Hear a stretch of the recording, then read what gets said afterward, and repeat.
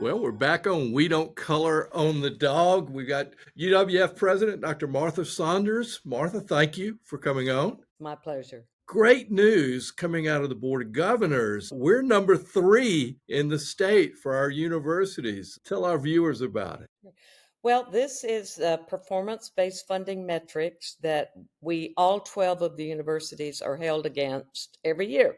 And we are ranked based on our scores. And this year, UWF is in the top 3.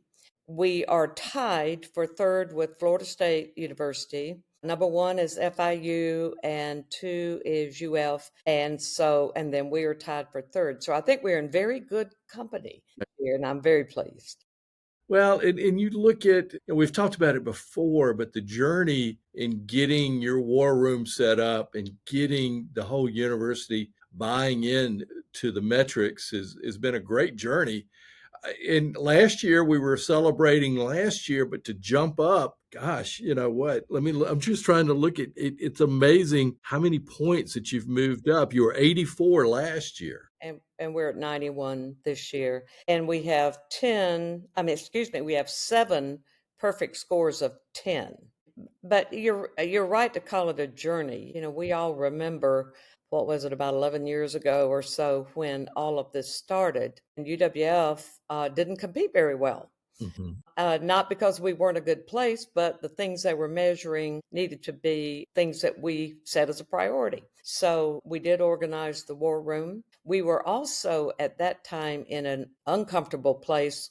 We were just converting over to a new student data center. So we didn't have the information we needed. So it was an uphill climb, and it's never easy. This does not end. We can never rest and say we've got it made now. Because if you look at I won't say volatility, but these numbers do change, even for what we consider the biggest and strongest of us all. So this is a testimony to teamwork more than anything. Well, and it's like I used to talk about, Trisha, my middle daughter is a teacher, and you're going to have good years and bad years just because kids change. It's not, you want everything to be progressive, but it's still based on kids and young adults or adults at the college level. So, it's going to change from time to time.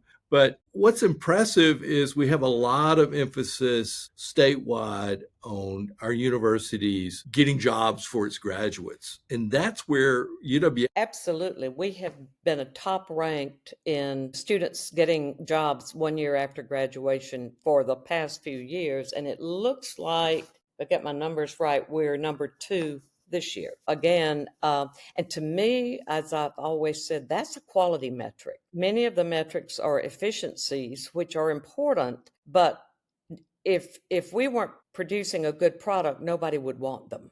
And Right, so the right. fact that they want our graduates tells me we're doing what we're supposed to be doing. Well, and I think the other thing that helps, and we've talked about this before too, is you get, the university does a great job of getting the students involved in high impact programs, which helps them get those jobs, don't you think? You're right. And it has made, I think that is one of the most important contributing factors for us. Even before performance-based funding metrics, we were leaning in on high impact practices. And that is those experiences that are unique to the major that set our students apart at the hiring table.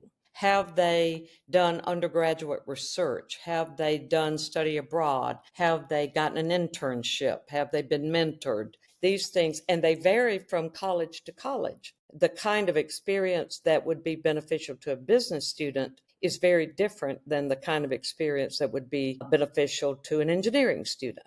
And so the colleges have spent a lot of time trying to determine which experience is going to make the difference in the students', well-being. And so now we have moved to one of our metrics is we expect our graduates to have 2 high impact practices upon graduation.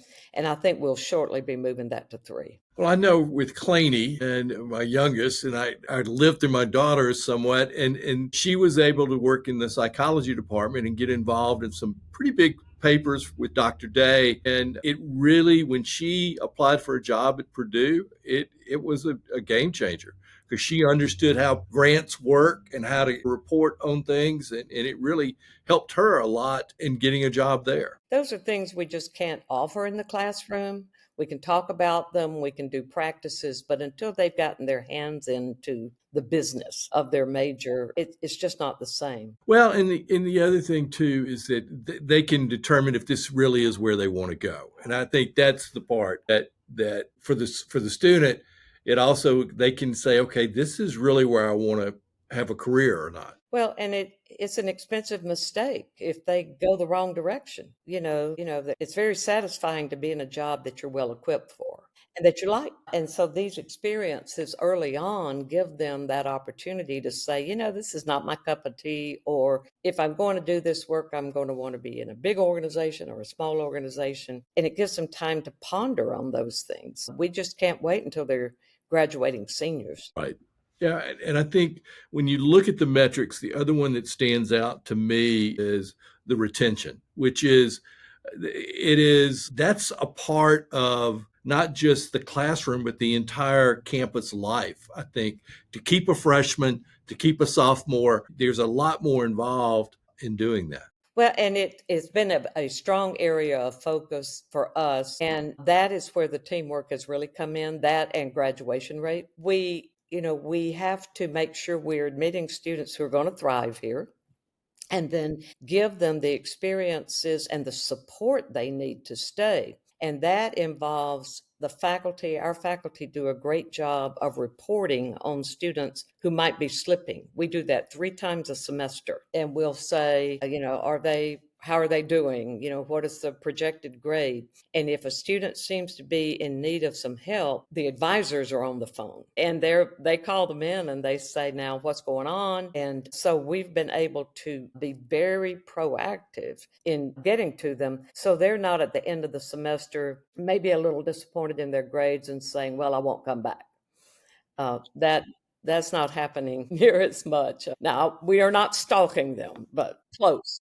Close, but well, it's easy to get lost in a university, particularly as much as UWF has grown. It's one of the downsides of having a larger enrollment is kids can get lost, and that's a challenge. And that's where the high impact practices come in, but also our living learning communities. So we fill up a dorm with STEM students, and that has them all together with people who are taking similar courses. It's it's a community. It's a way of knowing people. They're not going to get lost.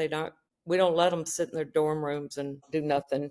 We're banging on the door, but it also allows the faculty to be able to get to them and give them experiences. So that makes a difference as well. We are a very big place. I mean, pushing with 15,000 students and pushing another 1,000 in the next year or so. We're a large campus physically. So it's even more important that we find these opportunities for people to just sit down and interact and be a part. And that, and again, that's part of the teamwork. We've got our student activities. There is something for everybody here. And I think this is a real testimony to the university, the team you built together, and congratulations on this scorecard. We're happy. We're happy. All right. Have a great day. Thank you for coming on. My pleasure.